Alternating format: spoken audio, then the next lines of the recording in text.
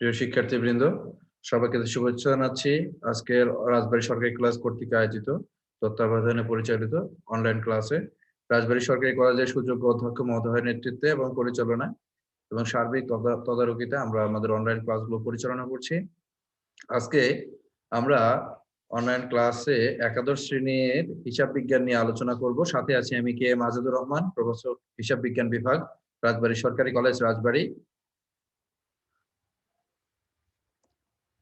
আমরা একাদশ শ্রেণীর হিসাব বিজ্ঞানের দ্বিতীয় পত্রের দ্বিতীয় অধ্যায়ে অংশীদারি ব্যবসার হিসাব সংক্রান্ত বিষয় নিয়ে আমরা ক্লাস নিচ্ছিলাম। গত দুইটা ক্লাসে আমরা হিসাব বিজ্ঞানের তাত্ত্বিক বিষয়গুলো আলোচনা করেছি অংশীদারি ব্যবসায়ের, এবং সেই সাথে কিছু ম্যাথমেটিক্যাল বিষয়গুলো আমরা আলোচনা করেছি। আজকে আমরা হিসাব বিজ্ঞানের অংশীদারি ব্যবসায়ের আমরা কিছু আরো অ্যাডভান্স কিছু অঙ্কগুলো শিখবো। আমরা ম্যাথমেটিক্যাল বিষয়গুলো আমরা একটু দেখবো। তো আমি এখানে একটা প্রবলেম নিয়েছি, শিক্ষার্থীরা তোমরা নিশ্চয়ই দেখতে পাচ্ছ। এখানে আমরা দেখছি কি কি কি বিষয়গুলো আমরা অন্তর্ভুক্ত করি। রুমা, লিজা এবং রবিন তিনজনে একজন অংশীদারি কারবারের তিনজন অংশীদার। 2012 সালের 1 জানুয়ারি তারিখে তাদের মূলধন হিসাব ছিল 1 জানুয়ারি তারিখে মূলধন হিসাবের ব্যালেন্স ছিল যথাক্রমে 75,000 টাকা রুমার, লিজার 60,000 টাকা এবং রবিনের ছিল 45,000 টাকা। তারা মূলধন অনুপাতে তাদের লাভ ক্ষতি বন্টন করে। শিক্ষার্থীরা, তোমাদেরকে আরো বলছি যে অংশীদারি ব্যবসার অন্যতম গুরুত্বপূর্ণ বৈশিষ্ট্য হচ্ছে লাভ এবং ক্ষতি বন্টনের যে অনুপাত, সেটা এই অনুপাতটা কি হবে। কোনো অংশীদারি ব্যবসায় তাদের লাভ লোকসান অনুপাত তাদের নির্দিষ্ট করে নেয়। কেউ কেউ আছে মূলধন অনুপাতে লাভ ক্ষতি বন্টন করে নেয়। আর যদি কোনো কিছু বলা না থাকে তাহলে সবাই সমান অংশ পায়। তো এখানে তারা বলছে যে মূলধনের উদ্বৃত্ত অনুযায়ী, অর্থাৎ মূলধনের যে ব্যালেন্স আছে সেই ব্যালেন্স অনুযায়ী লাভ ক্ষতি বন্টন করবে। খুব ভালো কথা। এরপরে বলেছে বছরের মাঝামাঝি সময় লিজা কারবারে আরো 5,000 টাকা নিয়ে আসে আসবাবপত্র সরবরাহ করে। অর্থাৎ বছরের মাঝামাঝি সময় লিজা ব্যবসা প্রতিষ্ঠানের 5,000 টাকা আসবাবপত্র নিয়ে আসে, অর্থাৎ সে অতিরিক্ত এই 5,000 টাকা মূলধন হিসেবে বিনিয়োগ করলো এবং চুক্তি অনুযায়ী অংশীদারগণ মূলধনের উপর 5% হারে সুদ প্রদান করতে হবে। অংশীদারদেরকে এই যে মূলধন আছে তা প্রারম্ভিক মূলধন এবং বছরের মাঝামাঝি সময় লিজা যে 5,000 টাকা অতিরিক্ত মূলধন আনলো সেই টাকার উপরে আমরা কি করব, 5% হারে সুদ ধার্য করবো। ব্যবসা পরিচালনার জন্য লিজা ও রবিন ব্যবসা হতে প্রতি মাসে যথাক্রমে 700 টাকা এবং 600 টাকা বেতন পাবে। তাহলে দুজন অংশীদার রয়েছে, লিজা এবং রবিন, তার ব্যবসা প্রতিষ্ঠান থেকে পরিচালনায় অংশগ্রহণ করার জন্য তারা কি করবে, বেতন পাবে। একজন পাবে 600 টাকা আর একজন পাবে 700 টাকা। এই 600 টাকা এবং 700 টাকা এটি প্রতি মাসের বেতন, এটা বাৎসরিক বেতন নয়। আমরা এটা বাৎসরিক হিসাব করে নিব, বা অঙ্কটা যদি 6 মাসের হয় 6 মাসের হিসাব করব, অঙ্কটা যদি 3 মাস হয় 3 মাসের হিসাব করব, 1 বছরের হলে 1 বছরের হিসাব করব। এছাড়া বন্টনযোগ্য মুনাফার 10% সাধারণ সঞ্চিতি স্থানান্তর করতে হবে। অর্থাৎ আমার যে বন্টনযোগ্য মুনাফা হবে সেখান থেকে 10% আমরা সঞ্চিতিতে স্থানান্তর করব। উক্ত বছরে ব্যবসায়ত অংশীদারগণ যথাক্রমে 5,000 টাকা, 4,000 টাকা এবং 3,000 টাকা, অর্থাৎ রুমা 5,000 টাকা উত্তোলন করেছিল, লিজা 4,000 টাকা উত্তোলন করেছিল এবং 3,000 টাকা উত্তোলন করেছিল রবিন। এছাড়া রবিন 1,000 টাকা পণ্য উত্তোলন করেছে যা হিসাবভুক্ত হয়নি। আমরা এই পণ্য উত্তোলনটাও হিসাবভুক্ত করব। উপরোক্ত সমন্বয়গুলো সাধন করার পূর্বে বছর শেষে কারবারের নেট মুনাফার পরিমাণ দাঁড়ায় 74,725 টাকা। তাহলে আমরা এখান থেকে করণীয়টা কি? করণীয় হচ্ছে আমাদের এই সৃজনশীলে কতে লাভ ক্ষতি আবন্টনের অনুপাত এবং মূলধনের সুদ নির্ণয় করব। খুব ভালো কথা। খতে করব আমরা লাভ ক্ষতি আবন্টন হিসাব প্রস্তুত করব এবং একজন অংশীদার রবিন, সেই রবিনের মূলধন হিসাবটা আমরা প্রস্তুত করব। তো চলে আসি আমরা সমাধানে। প্রথমে আমরা কতে আসে আমাদের লাভ ক্ষতি বন্টনের অনুপাত। এখানে বলা আছে কিন্তু যে লাভ ক্ষতির যে প্রারম্ভিক যে ব্যালেন্স ছিল সেই প্রারম্ভিক ব্যালেন্সের সাথে অনুযায়ী আমরা কি করব, মূলধন অনুপাতে লাভ ক্ষতি বন্টন করে নিব। তাহলে মূলধন ছিল রুমার 75,000 টাকা, লিজার 60,000 টাকা এবং রবিনের 45,000 টাকা। তো আমরা এইটাকে আমরা অনুপাতে ভাগ করে নিছি। কিভাবে? 75 অনুপাত 60 অনুপাত 45,000, 75,000 অনুপাত 60,000 অনুপাত 45,000। এটাকে আমরা সংক্ষেপ করে আমরা সবগুলো শূন্য কমিয়ে দিই, সবগুলোকে আমরা 1,000 দিয়ে ভাগ দিলাম। 1,000 দিয়ে ভাগ দিলে এখানে থাকে 75, 60 আর 45। এটাকে আমরা আরো ছোট করতে পারি। আমরা প্রত্যেকটা সংখ্যাকে 15 দিয়ে ভাগ দিব। তাহলে 75 কে 15 দিয়ে ভাগ দিলে 5 আসে, 60 কে 15 দিয়ে ভাগ দিলে 4 আসে এবং 45 কে 15 দিয়ে ভাগ করলে আমরা কি করব, 3 পাবো। অর্থাৎ সবগুলো আমাদের কি হয়ে গেছে, এখন সিঙ্গেল ডিজিটে চলে আসছে। তো এটাই হচ্ছে আমাদের তিনজন অংশীদারদের লাভ ক্ষতি বন্টন অনুপাত, 5 অনুপাত 4 অনুপাত 3। এখন এরপরে বলছে আমাদের যে মূলধনের সুদ নির্ণয় করতে হবে। কি সুদ নির্ণয় করতে হবে? মূলধনের সুদ। আমাদের অঙ্কে বলা ছিল যে অংশীদারগণ 5% হারে সুদ পাবে। অংশীদারগণ কত পার্সেন্ট হারে সুদ পাবে? 5% হারে সুদ পাবে। এছাড়াও লিজা কি করেছে? লিজা বছরের মাঝামাঝিতে 5,000 টাকা অতিরিক্ত বিনিয়োগ করেছে। এই টাকার উপর আমরা 6 মাসের সুদ ধার্য করব। তাহলে চলে আসি সুদ নির্ণয়। রুমার 75,000 টাকার উপর 5% করলে এক বছরের সুদ আসে 3,750 টাকা। লিজা 60,000 টাকা বছরের শুরুতে ছিল, তার উপর 5% করলে 3,000 টাকা সুদ হয়। সে 5,000 টাকা আর অতিরিক্ত নিয়ে আসছিল বছরের মাঝামাঝি সময়। তাহলে বছরের মাঝামাঝি সময় নিয়ে আসলে আমরা 6 মাসের সুদ ধরবো। তাহলে আমরা কি করব? 5,000 টাকাকে 5% করব এবং এটাকে হাফ করব, অর্থাৎ এটাকে 1 দিয়ে গুণ আর 2 দিয়ে ভাগ দিলে আমরা 6 মাসের সুদ পাবো। 6 মাসের সুদ হচ্ছে কত? 125 টাকা। তাহলে লিজার টোটাল সুদ আমরা পাবো 3,000 প্লাস 125 টাকা, 3,125 টাকা। রবিনের মূলধন ছিল 45,000 টাকা, এর উপর 5% করলে বার্ষিক সুদ আসে 2,220 টাকা। আশা করি শিক্ষার্থীরা তোমরা সুদ কিভাবে ক্যালকুলেশন করতে হয় মূলধনের সুদ সেটা তোমরা বুঝতে পারলে। এরপরে আমাদের দ্বিতীয় বিষয়টা আছে, ক্ষয়ে বলেছে লাভ ক্ষতি আবন্টন হিসাব প্রস্তুত করতে হবে। লাভ ক্ষতি আবন্টন হিসাব প্রস্তুত করব। তাহলে আমরা লাভ ক্ষতি আবন্টনের জন্য একটা ছক কাটি। আমরা জানি যে লাভ ক্ষতি আবন্টন হিসাবে প্রথমে আমাদের হেডিং হয় হচ্ছে প্রতিষ্ঠানের নাম। যেহেতু এখানে প্রতিষ্ঠানের নাম কিছু বলা নেই, আমরা অংশীদারদের নামটাই দিয়ে দিব। রোমা, লিজা এবং রবে তাদের লাভ ক্ষতি আবন্টন হিসাব, এবং এটা কত তারিখে এই হিসাবটা ক্লোজ হচ্ছে আমরা সেটা দিব। তাহলে 2012 সালের 31 ডিসেম্বর তারিখের সমাপ্ত বছরের জন্য। অনেকে দেখি যে আমরা ছক কাটে কিন্তু এগুলো ঠিক মতো লেখে না, কিন্তু শিক্ষার্থীরা এগুলো অবশ্যই লিখতে হবে, এবং না হলে অঙ্কে তোমারটা কাটা হয়ে যাবে, মার্কস দেওয়া হবে না। তাহলে ডেবিট দিকে এবং ক্রেডিট দিকে, আমরা ডেবিট দিকে কি কি আইটেম আছে এবং ক্রেডিট দিকে কি কি আইটেম আছে এগুলো আমরা আগে আলোচনা করেছি, তারপর আজকে আমরা আবার আলোচনা করব।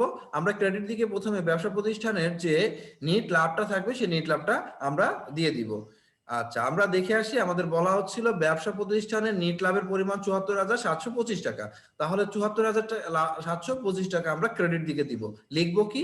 এই টাকাটা আমরা কোথায় পেলাম? এই যে নিট লাভটা 74,725 টাকা, এটা কোথায় পেলাম? এটা আমরা পেয়েছি লাভ ক্ষতি হিসাবে, লাভ লোকসান হিসাবে। তো আমরা লিখবো লাভ লোকসান হিসাব। এখান থেকে আমরা লিখবো নিট লাভটা নিয়ে আসছি। কি নিয়ে আসছি? নিট লাভ কত টাকা? 74,725 টাকা। এরপরে আমাদের যে সমন্বয়গুলো ছিল সেই সমন্বয়গুলো আমরা এখন সবগুলো আস্তে আস্তে লিখবো। এখানে মূলধনের উপর যে সুদের কথা বলেছে এটা আমরা দিব হচ্ছে ডেবিট দিকে দিব। কোন দিকে দিব? ডেবিট দিকে দিব। এরপর মাসে মাসে যে বেতন দেওয়া হয়েছে দুজন অংশীদারকে, এটা আমরা দিব কোন দিকে? ডেবিট দিকে দিব। কোন দিকে দিব? অংশীদারদের বেতন ডেবিট দিকে। এরপর বলছে মুনাফা আর 10% সঞ্চিতিতে স্থানান্তর করতে হবে। এটা আমরা কোন দিকে দিব? এটা আমরা সঞ্চিতি আমরা ডেবিট দিকে মাইনাস করব, ডেবিট দিকে দিব। আরো একটা কথা বলেছে উত্তোলন করেছে, এই উত্তোলনের উপর যদি সুদ ধার্য করার কথা বলতো তাহলে এটা আমরা ক্রেডিট দিকে দিতাম। কোন দিকে দিতাম? ক্রেডিট দিকে। এখানে উত্তোলনের সুদের কথা কিছু বলা হয়নি।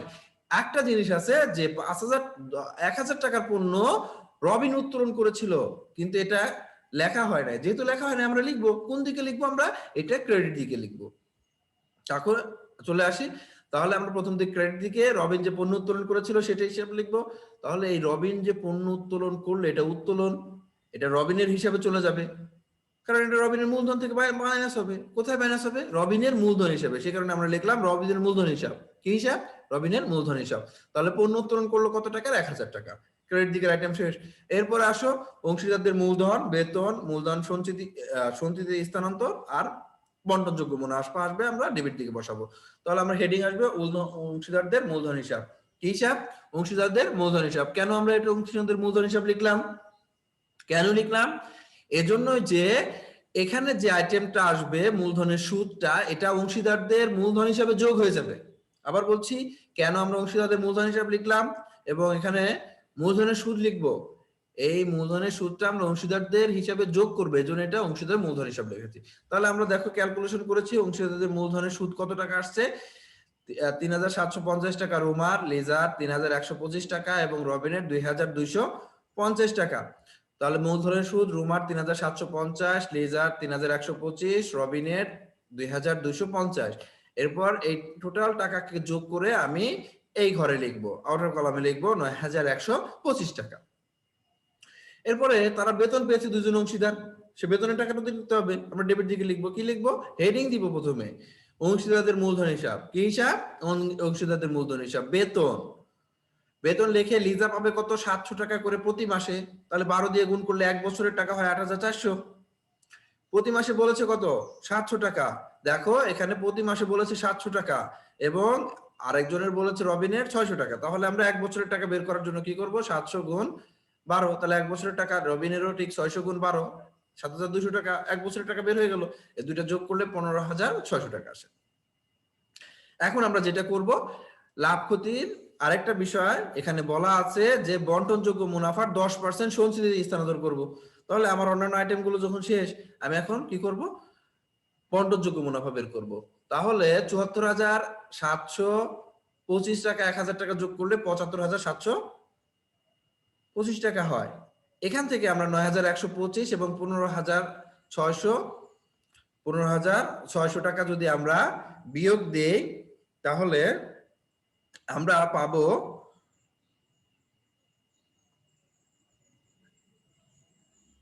আমরা একটু যোগ করে দেখি কত টাকা হয়। 725 মাইনাস 9,125 মাইনাস করব 15,600 টাকা, তাহলে আমার 51,000 টাকা হবে। কত টাকা হবে 51,000 টাকা। এই 51,000 টাকা 10% আমাদের সঞ্চিতি স্থানান্তর করতে বলছে, তাহলে 51,000 টাকার উপর 10% করলে 5,100 টাকা হচ্ছে আমার সঞ্চিত তহবিলে স্থানান্তর করতে হবে। এখন আমরা এই বন্টনযোগ্য মুনাফার আর কত টাকা অবশিষ্ট থাকলো, আমার 45,900 টাকা অবশিষ্ট থাকলো। এই দেখো আমরা 45,900 টাকা আমরা কি করলাম যোগ বিয়োগ করে বের করলাম, এটা হচ্ছে মুনাফার অংশ। তাহলে এই মুনাফাটা এখন আমরা বন্টন করে দিতে হবে। কে কে পাবে, রুমা পাবে, লিজা পাবে, রবিন পাবে। কিভাবে পাবে, এই দেখো আমরা বন্টনযোগ্য মুনাফার একটা অনুপাত বের করেছি, 5:4:3, 3 জনের অনুপাত বের করেছি। এই অনুপাত আমরা বন্টন করব। কিভাবে বন্টন করব আমরা একটু দেখি। মুনাফা বন্টন, আমাদের মুনাফা আসছে কত 45,900 টাকা। আমরা অনুপাত গুলোকে কি করি যোগ করি, 5 আর 1 4 আর 5 4 আর 3 যোগ করলে হয় 12 হয়। কত হয় 12। তাহলে মুনাফা যখন বন্টন করব অনুপাত গুলোর যোগফল 12 দিয়ে ভাগ করব। আর কার মুনাফা বের করব, রুমার অনুপাত ছিল 5, 5 দিয়ে গুণ করব। আবার বলছি যখন বন্টন করব মুনাফা, বন্টনযোগ্য মুনাফাকে অংশীদারদের অনুপাতের যোগফল দিয়ে ভাগ করব আর যার মুনাফা বের করব তার অনুপাত দিয়ে গুণ করব। তাহলে যদি মুনাফা বের করি, রুমার অনুপাত ছিল 5, সেটা দিয়ে গুণ করব, তাহলে রুমার মুনাফা আসবে 19,125 টাকা। লিজার 45,900 টাকা 12 দিয়ে ভাগ করব আর লিজার অনুপাত ছিল 4, 4 দিয়ে গুণ করব, তাহলে তার লাভ আসবে 15,300 টাকা। রবিনের 45,900 টাকাকে 12 দিয়ে ভাগ দিব এবং রবিনের অনুপাত ছিল 3, 3 দিয়ে গুণ দিলে আমার 11,475 টাকা। দেখো আমরা সেটাই করেছি। এই তিনটার যোগফল 45,900 টাকা হবে। তাহলে আমার লাভ ক্ষতি আবন্টন হিসাব প্রস্তুত শেষ হয়ে গেল। এরপরে আসি, রবিনের মূলধন হিসাব প্রস্তুত করতে বলছে। কার হিসাব প্রস্তুত করতে বলছে, দেখো আমরা দেখি কোশ্চেনটাতে রবিনের মূলধন হিসাব। গতে বলছে কি রবিনের মূলধন হিসাব প্রস্তুত, আমরা রবিনের মূলধন হিসাব প্রস্তুত করব। রবিনের মূলধন হিসাব এভাবে প্রস্তুত করলাম, ডেবিট এবং ক্রেডিট। আমার একেবারে বছরের শুরুতে মূলধন ছিল রবিনের একটা ব্যালেন্স ছিল 45,000 টাকা ব্যালেন্স ছিল, সে কারণে আমরা 2012 সালের জানুয়ারির 1 তারিখে ব্যালেন্স বিডি লিখবো 45,000 টাকা। কত টাকা লিখবো 45,000 টাকা। এরপরে যে যে আইটেম গুলো আমরা লাভ ক্ষতি আবন্টন হিসেবে দিয়েছি ডেবিট দিকে, সেটা আসবে ক্রেডিট দিকে, আর যে যে বিষয়গুলো ক্রেডিট দিকে আসছে সেগুলো আসবে ডেবিট দিকে। সহজ কথা। তো আমরা লাভ ক্ষতি আবন্টন হিসাবে আমরা দেখেছি রবিনের একটা পণ্য উত্তোলন ছিল। রবিনের কি ছিল, পণ্য উত্তোলন ছিল, এখানে 1,000 টাকা, এটা আমরা লিখবো। তাহলে আমরা আসি রবিনের উত্তোলন হিসাব। রবিন কিন্তু খালি পণ্য উত্তোলন করে নাই, আরো একটা জিনিস উত্তোলন করছে, সেটা হচ্ছে কি রবিন 3,000 টাকার নগদ উত্তোলন করেছে, এটাও লিখতে হবে। অংশীদার দ্বারা যদি কোনো নগদ টাকা উত্তোলন করে সেটাও লিখতে হবে। তাহলে আমরা লিখবো কি 31 ডিসেম্বর 2012 উত্তোলন হিসাব কত টাকা 3,000 টাকা। এরপরে পণ্য উত্তোলন লাভ ক্ষতি আবন্টন হিসাবে লিখেছি না, এ কারণে হেডিং দিলাম লাভ ক্ষতি আবন্টন হিসাব। লেখে কি উত্তোলন করছে, পণ্য উত্তোলন কত টাকার 1,000 টাকা, ঠিক আছে। এরপরে আমরা যাব লাভ ক্ষতি আবন্টন হিসাবে। আমরা দেখব যে ডেবিট দিকে রবিন কি কি পেয়েছে, কি কি পেলো। মূলধনের সুদ পেল রবিন 2,250 টাকা, সে বেতন পেল 7,200 টাকা এবং মুনাফার অংশ 11,475 টাকা। এগুলো আমরা লিখবো। কিভাবে লিখবো দেখো, আমরা লাভ ক্ষতি আবন্টন হিসাব হেডিং দিলাম কি কি পেলাম, মূলধনের সুদ 2,250, বেতন 7,200 টাকা, মুনাফার অংশ 11,475 টাকা। আমাদের আর কোনো আইটেম গুলো নেই। এখন আমরা কি করব, ক্রেডিট দিকে যোগফল করব। ক্রেডিট দিকে যোগ করলে আসবে 65,925 টাকা। এই অ্যামাউন্টটাকে আমরা ডেবিট দিকেও লিখবো, 65,925 টাকা লিখে এখান থেকে বাদ দিব যে দুইটা আইটেম 3,000 এবং 1,000। এই দুইটা আইটেম যদি আমি বাদ দেই, অ্যামাউন্ট 4,000 টাকা বাদ দেই, আমার থাকে 61,925 টাকা। এটাকে আমরা 31 ডিসেম্বরে ব্যালেন্স সিডি লিখবো। এখনো দেখো আমি 31 ডিসেম্বর লিখি নাই, কারণ কি উপরে আমার একবার লেখা আছে, সে কারণে আমার লেখার দরকার নাই। তাহলে এই ব্যালেন্স সিডায় পরবর্তী বছরে ব্যালেন্স বিডি হয়ে যাবে। তো আশা করি শিক্ষার্থীরা বুঝতে পেরেছো। যেহেতু এই ভিডিওটি আর্টসেনে দেখাবে, সেই সাথে আমাদের ইউটিউব যে চ্যানেল আছে রাজবাড়ী সরকারি কলেজে, সেখানেও দেখানো হবে। ভিডিওটি তোমরা বারে বারে টেনে দেখতে পারো, দেখলে তোমরা বুঝতে পারবে আশা করি। এরপরে আরো আসো অন্য আরেকটা এক্সাম্পলে যাই। জাকির, শফিক এবং দুলাল বিজি কর্পোরেশন নামে একটা প্রতিষ্ঠানের 3 জন অংশীদার। খুব ভালো কথা। 2012 সালের 1 জানুয়ারি তারিখে তাদের মূলধন হিসাবের ব্যালেন্স ছিল 75,000 টাকা, 60,000 টাকা এবং 45,000 টাকা। খুব ভালো। তাহলে দেখবো আমরা চুক্তিতে তাদের কি বিষয় ছিল। মূলধন এবং নগদ উত্তোলনের উপর 5% হারে সুদ ধার্য করতে বলছে। আগের অঙ্কটা কিন্তু উত্তোলনের উপর সুদ ছিল না, এই অঙ্কে কিন্তু উত্তোলনের উপর সুদ আছে। এরপরে 2 নম্বরে বলছে দুলাল সার্বক্ষণিক দায়িত্ব পালনের জন্য মাসিক 1200 টাকা বেতন পাবে, যার 500 টাকা জাকিরের হিসাবে এবং 400 টাকা শফিকের হিসাবে এবং অবশিষ্ট টাকা কারবার হিসাবে দেখাতে হবে। অর্থাৎ সে সার্বক্ষণিক যে দায়িত্ব পালন করবে, এই দায়িত্ব পালনের জন্য 1200 টাকা পাবে। এই 1200 টাকা কে দিবে? 500 টাকা দিবে জাকির, 400 টাকা দিবে শফিক এবং অবশিষ্ট 300 টাকা থাকবে, এই টাকা দিয়ে দিবে ব্যবসা প্রতিষ্ঠান থেকে। বন্টন করতে হবে মুনাফা কোন অনুপাতে? 1/2, 3/5, 1/8 অনুপাতে অংশীদারদের মধ্যে বন্টন করতে হবে। অংশীদার গ্রহণ মাসের শুরুতে যথাক্রমে 300 টাকা, 200 টাকা এবং 100 টাকা করে পণ্য উত্তোলন করেন। মাসের শুরুতে উত্তোলন করেছে। এছাড়াও জাকির 4,500 টাকার পণ্য উত্তোলন করেছে, যা হিসাবভুক্ত হয়নি। ওর হিসাবভুক্ত করব। বছর শেষে দেখা গেল অগ্রিম বীমা সালামি 500 টাকা হিসাবভুক্ত করা হয়নি, এটা আমাদের হিসাবভুক্ত করতে হবে। এরপর বলছে উপরোক্ত সমন্বয় সাধন করার পূর্বে 31 ডিসেম্বর তারিখে নিট লাভ ছিল 1,42,775 টাকা। এবং দুলালের মুনাফার অংশ কত? 16,415 টাকা। আমাদের এখানে করণীয় 1, কারবারের প্রকৃত নিট লাভ বা সমন্বয়কৃত নিট লাভ। কারণ এখানে কিছু বিষয়গুলো আছে, সেগুলো আমরা কি করব? সমন্বয় করে প্রকৃত নিট লাভ বের করব, লাভ ক্ষতি আবন্টন হিসাব প্রস্তুত করব এবং দুলালের মূলধন হিসাব প্রস্তুত করব। ঠিক আছে শিক্ষার্থীরা, চলে আসি আমরা মূল ক্যালকুলেশনে। প্রকৃত নিট লাভ বের করব। আমাদের নিট লাভ দেওয়া আছে 1,42,775 টাকা। এখান থেকে আমার দেখো অগ্রিম বীমা আছে 500 টাকা। অগ্রিম বীমা 500 টাকা হিসাবভুক্ত করতে হয়নি, তাহলে আমরা এই অগ্রিম বীমাটা আমরা কি করব? হিসাবভুক্ত করে দিব। হিসাবভুক্ত করে দিলাম। এই অগ্রিম যে বীমা সেলামি আমাদের এটা যোগ করে দিলাম, আমার আসলো 1,43,275 টাকা অগ্রিমটা। কারণ বীমা সেলামি টোটাল টাকাটা ব্যয় দেখাইছি, কিন্তু ব্যয় দেখানোর কারণে টোটাল টাকাটা ব্যয় দেখার কারণে আমার নেট লাভটা কমে গেছে। কিন্তু টোটাল টাকাটা তো বীমার টোটাল টাকাটা তো আমার ব্যয় হিসেবে লেখার কথা ছিল না। অতিরিক্ত ব্যয় বেশি লেখার কারণে আমার নেট লাভ কমে দিচ্ছে। কত টাকা ব্যয় বেশি লিখে ফেলছি? 500 টাকা। এই কারণে 500 টাকা আমরা যোগ করে দিলাম। এই 500 টাকা আমাদের দেখানো ব্যয় হিসেবে দেখানোর কথা ছিল না, লাভ ক্ষতি হিসাবে, কিন্তু ওখানে আমরা কি করছি? এই অগ্রিমটাকেও ব্যয় হিসেবে দেখাইছি, সে কারণে আমার নেট লাভ কমে গেছে। এখন এই অগ্রিম টাকাটা আমরা এখন যোগ করে দিব। তাহলে কত আসবে যোগ করলে? 1,43,275 টাকা। এরপরে আমরা কি করব? পণ্য উত্তোলন করেছিল, সেই পণ্য উত্তোলনটা আমরা কি করব? এখন যোগ করে দিব। পণ্য উত্তোলন যোগ করলে প্রকৃত নেট লাভ 1,43,725 টাকা। এরপরে আসো বিজি কর্পোরেশনের লাভ ক্ষতি আবন্টন হিসাব। খতে বলছে নিট লাভ আমরা ওই যে 1,43,725 টাকা পেলাম না, এই টাকাকে আমরা কি করব? এখন নিট লাভ হিসেবে দিব। এরপরে আসে আমাদের যে সমন্বয়গুলো আসবে, অংশীদারদের মূলধনের সুদ, উত্তোলনের সুদ, বেতন, মুনাফার অংশ, এই সবগুলো এখন এখানে সব কি করব? আমরা ক্যালকুলেশন করব। প্রথমে আসে আমরা হেডিং দিয়ে উত্তোলনের সুদটা লিখবো। কি লিখবো? উত্তোলনের সুদ। হেডিং দিব উত্তোলন অংশীদারদের মূলধন হিসাব।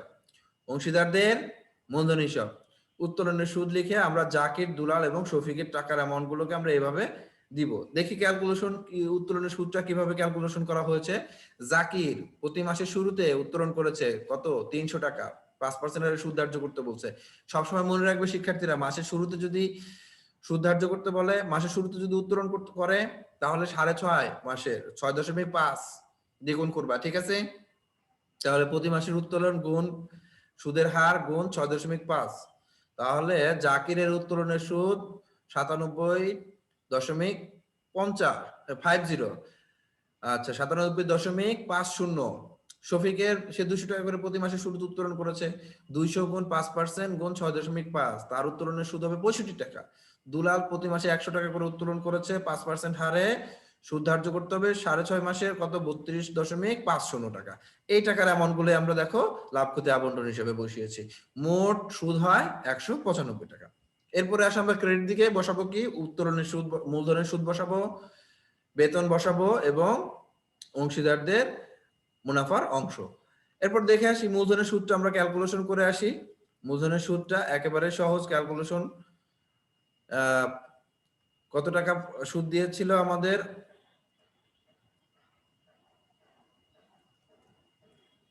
আমাদের, এখানে অংশীদারদের যে মূলধন ছিল 75,000, 60,000 এবং 45,000-এর উপর 5% করলে আমরা সুদের পরিমাণ হয়, যদি আমরা 75,000 টাকাকে 5% করি, বার্ষিক সুদ হয় 3,750। 60,000 টাকাকে 5% করলে 3,000 টাকা, এবং দুলালের 45,000 টাকা সুদ 5% করলে 2,250। সবগুলো যোগ করলে আমরা মোট সুদ পাবো 9,000 টাকা, ঠিক আছে? এরপরে অংশীদারদের বেতন হিসাব, কি হিসাব, অংশীদারদের বেতন হিসাব, দুলালের মূলধনে যাবে শুধু, এটা দুলাল বেতন পাবে একা, সে কারণে দুলালের মূলধন হিসাব লিখবো, লিখে বেতনের অংশ। এখন আমার কথা হচ্ছে, সে কত টাকা করে বেতন পাবে? সে বেতন পাওয়ার কথা ছিল 1200 টাকা। সে বেতন পাওয়ার কথা ছিল কত, 1200 টাকা। না, এই 1200 টাকা সবটাই কিন্তু ব্যবসা প্রতিষ্ঠান দিবে না, এর 500 টাকা দিয়ে দিবে জাকির, শফিক দিবে 400, আর বাকি 300 টাকা বলেছিলাম না, ওই 300 টাকা দেবে ব্যবসা প্রতিষ্ঠান। তাহলে ব্যবসা প্রতিষ্ঠান থেকে আমার 300 টাকা যাবে, কয় টাকা যাবে, 300। সেই কারণে আমরা 300 গুণ 12 অর্থাৎ 3600 টাকা ব্যবসা প্রতিষ্ঠান থেকে যাবে। আর বাকি যে টাকাটা 900 টাকা, ওইটা আমরা অংশীদার বাকি দুইজন জাকির এবং শফিকের কাছ থেকে নিয়ে নিব। তাহলে 3,600 টাকা হচ্ছে বেতন বাবদ খরচ। এখন আমরা কি করব, এই লাভ ক্ষতি আবন্টন হিসেবে এখন বন্টনযোগ্য মুনাফা বের করব। তাহলে নিট লাভের 1,43,725 টাকার সাথে 195 টাকা যোগ করব, 1,43,920 টাকা হবে। 1,43,920 টাকা ডেবিট দিকে টাকার ঘরে লিখবো, এবং এখান থেকে 9,000 টাকা এবং 3,600 টাকা বাদ দিলে আমার বন্টনযোগ্য মুনাফা আসবে 1,31,320 টাকা।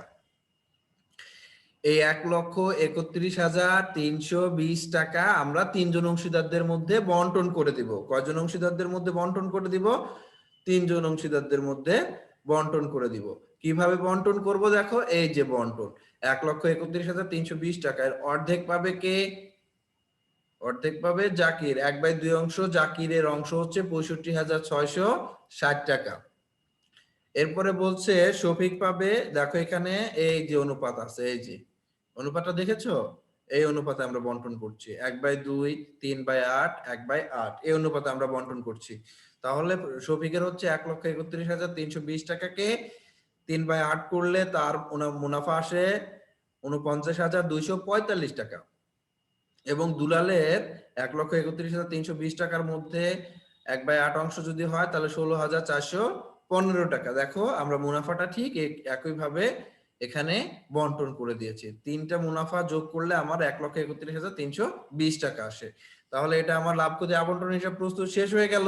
এবার শিক্ষার্থীরা আসো আমরা কি করব, দুলালের মূলধন হিসাব প্রস্তুত করতে বলছে। দুলালের গতে বলেছে দুলালের মূলধন হিসাব প্রস্তুত করো, কি করো, দুলালের মূলধন হিসাব প্রস্তুত করবো। আমরা দুলালের মূলধনের জন্য একটা ছক কাটলাম, তোমরা জানো কিভাবে ছক কাটতে হয়। আমরা এই দুলালের মূলধন হিসাব লিখলাম, ডেবিট এবং ক্রেডিট। বছরের শুরুতে দুলালের একটা মূল ইয়া ছিল, এই যে দেখো বছরের শুরুতে তার একটা ব্যালেন্স ছিল 45,000 টাকা। কত টাকা? এটাকে আমরা 1 জানুয়ারি 2012 লিখে আমরা এই ব্যালেন্সটাকে ব্যালেন্স বিডি লিখবো, 45,000 টাকা ব্যালেন্স বিডি লিখবো। এরপরে যে টাকার অ্যামাউন্ট গুলো আমরা লাভ ক্ষতি আবন্টন হিসেবে ডেবিট দিকে বসিয়েছি, সেগুলো ক্রেডিট দিকে আসবে, আর যেগুলো ক্রেডিট দিকে বসিয়েছি সেগুলো ডেবিটে আসবে। দেখো আমরা লাভ ক্ষতি আবন্টন হিসেবে কি করেছি, দুলালের একটা উত্তোলনের সুদ পেয়েছে 32 টাকা 50 পয়সা, সেটা দিব, এবং সে যে উত্তোলন করেছিল মনে আছে, সে উত্তোলন করেছিল সেই টাকাটা মাসে মাসে যে টাকা উত্তোলন করেছিল 100 টাকা করে, এই টাকাটাও আমরা লিখবো। চলে আসি, তাহলে কি করব আমরা, নগদ উত্তোলন 31 ডিসেম্বর নগদ উত্তোলন করলো কত টাকা, প্রতি মাসে যদি 100 টাকা করে হয়, এক বছর কত 12 মাসে না, তাহলে টোটাল কত আসে 1200 টাকা। প্রতি মাসে 100 টাকা করে উত্তোলন করছে, বছরে মাস আছে 12টা, তাহলে 12 গুণ 100 1200 টাকা নগদ উত্তোলন। এরপর লাভ ক্ষতি আবন্টন হিসাব থেকে 32 টাকা 50 পয়সা কি পারলো, সুদ পেয়েছে, উত্তোলনের সুদ। এখন ক্রেডিট দিকে সে কি কি পেলো, ক্রেডিট দিকে মূলধনের সুদ পেয়েছে 2220 টাকা, বেতন পেয়েছে কিছু, বেতনের এখানে কিছু কাজ আছে, আর মুনাফার অংশ, এটা আমরা লিখবো। তাহলে আমরা লিখবো কি, লাভ ক্ষতি আবন্টন হিসাব কি হিসাব, লাভ ক্ষতি আবন্টন হিসাব মূলধনের সুদ 2220 টাকা। বেতন পেলো, বেতন পেয়ে লাভ ক্ষতি আবন্টন হিসাব থেকে কত পাইছে দেখো, 3600 টাকা পাইছে। কত টাকা, 3600 টাকা। আরো আছে, জাকিরের কাছ থেকে সে বেতন পাইছে না, কত টাকা পাইলো, 500 টাকা করে 12 মাসে, তাহলে 12 গুণ 500, 6000 টাকা জাকিরের। দেখবো জাকিরের মূলধন হিসাব বেতনের অংশ কত টাকা, 6000 টাকা। আরো পেয়েছে সে, শফিকের কাছ থেকেও বেতন পেয়েছে, শফিক 400 টাকা করে বেতন দিছে, কত টাকা, 400 টাকা। 400 টাকা 12 মাসে কত হয়, 4 12 48, 4800 টাকা। তাহলে শফিকের মূলধন থেকে সেটা আসবে, বেতনের অংশ লিখে 4800 টাকা। এরপর সে আরেকটা জিনিস পেলো কি, এই যে দেখো মুনাফার অংশ পেলো কত টাকা, 16415 টাকা। তাহলে লিখবো কি, মুনাফার অংশ 16415। এখন সব ক্রেডিট দিকে যোগফল করব, ক্রেডিট দিকের অ্যামাউন্ট গুলো যোগ করলে 78065 টাকা হয়। এই 78065 টাকা আমরা ডেবিট দিকে লিখবো। এখন ডেবিট দিকে লিখে এখান থেকে বাদ দিব 1200 টাকা আর 32 টাকা 50 পয়সা। লিখলে বাদ দিলে আমাদের থাকবে 76832 টাকা 50 পয়সা হয়, এটা ব্যালেন্স সিডি। যে পরের বছরে আমাদের এটা কি হয়ে যাবে, ব্যালেন্স বিডি হয়ে যাবে। শিক্ষার্থীরা, এই ভিডিওটা আশা করি তোমাদের ভালো লেগেছে এবং ক্লাসগুলো তোমরা নিয়মিত করতে থাকো। 2টা অঙ্ক দিলাম, এটা তোমরা প্র্যাকটিস করো। ভিডিওটি যেহেতু ইউটিউবে পাওয়া যাবে, তোমরা এটা সেভ করে বারবার দেখতে পারবে, এবং কোনো সমস্যা হলে আমার নাম্বার দেয়া আছে, সেটাতে আমার সাথে যোগাযোগ করতে পারো। সবাইকে শুভেচ্ছা জানাচ্ছি, সবাইকে আবারও ধন্যবাদ জানাই, এবং আশা করি করোনাকালীন এই সময় তোমরা সুস্থ থাকবে, নিরাপদে থাকবে এবং সরকারের বিধিনিষেধ অনুযায়ী চলাফেরা করবে। সবাইকে ধন্যবাদ। আসসালামু আলাইকুম রহমতুল্লাহি ওয়া বারাকাতুহু।